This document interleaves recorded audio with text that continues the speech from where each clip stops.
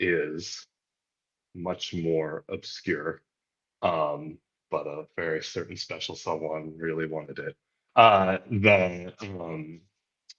This basically we have this data offset from query type, which you can use to basically make period over period filtered measures.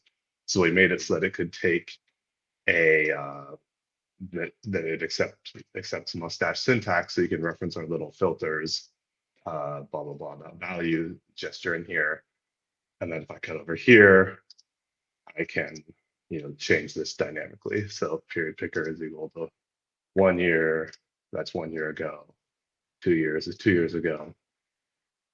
So that's released. Obviously, though, the problem with this is kind of funky because the little internal syntax for how long ago has sort of leaked, and and also we have this previous period thing, which ideally this would be dynamic. So this is actually not, this step is not new functionality. This is just a PSA reminder that you can do this, right? So in the label, you can do, okay, let's do count. You can reference the thing in the label, and then you can do this little mustache else thing to say, if this is not set, do this. So if we pop over here, right now we see this label is updated dynamically. This label still has the kind of like generic static one. And okay, so that it's still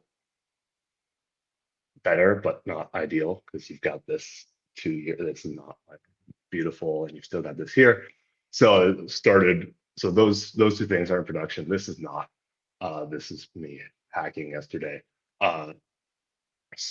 Worked on this thing that has been a feature request elsewhere, but is useful here, where rather than the suggested list being a list of values, you have values and labels. So 1 year is last year, 2 years ago, etc. Just human friendly labels. Pop over here. Do I need to, let me just, um, so now if I pop over here, now I have nice labels for these, and I pick them. I need to figure out what shows up here and what shows up here, how we like do deal with the values versus not. But right now, let's say it's this update. So it's got the summary here, shows the label, and so that uh, it gives you this ability to kind of give suggested values, nice labels for your users, and then to tie it all off, give people the ability to reference rather than the raw filter value, the kind of labeled suggestion value. So here we now, rather than the dot value we were referencing before, dot filter value label, save that. So this will kind of grab that, and if we reload the page, now we have the nice human-friendly label that we were hoping for, and it switches around dynamically, right? So now I change it to 3 years, 3 years ago, last year, and it works. And so now we've essentially rebuilt the period-over-period experience and filtered measures bit by bit, but there it is. And yeah, I think, and then yeah, that suggested label thing will cut hopefully next week and is useful on its own for other kinds of suggestions, not just this particular niche use case. In the spirit of give the mouse a cookie, uh, do we have any plans for the filter experience to change on the workbook page? So in that example, I presume the filter can only take one value, but you're getting the sort of generic filter experience. Will we have the ability to pass that sort of thing through to the workbook page filter experience so that turns into like a single select dropdown? Would be Eli, nice. am I forgetting something?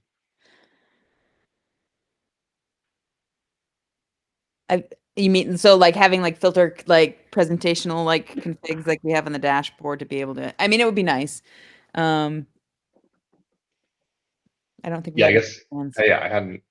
Maybe we just didn't connect the dots. It should be. I literally see the component because I was messing around with it for the single select. So like, if we want to put something in the model for a filter only field that's like single select, We which could use it. they're like 99% of the time, that's what they are.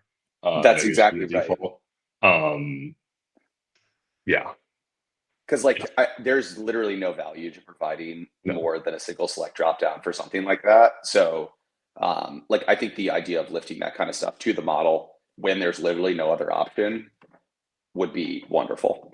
I think, yeah, that's an easy change. It should be, I think. Sick. Wait, Connor, are you saying things like in the model so you can specify two on if just there's some way to say like this should only take one value, or is I it think like so doing it filter only automatically fields is on the only, yeah, filter only fields is the only place I'm thinking about this right now. But if you have a filter only field that's used in some sort of control for another thing that can only take one value, you've essentially declared it's a single select dropdown, and you might as well just make it a single select dropdown with no functionality. Yeah.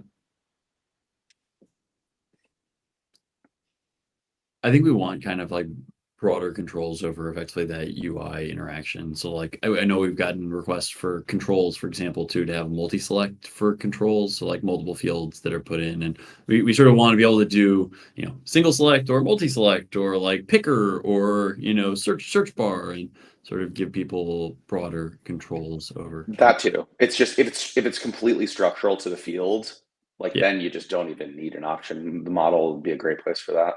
Yeah, exactly.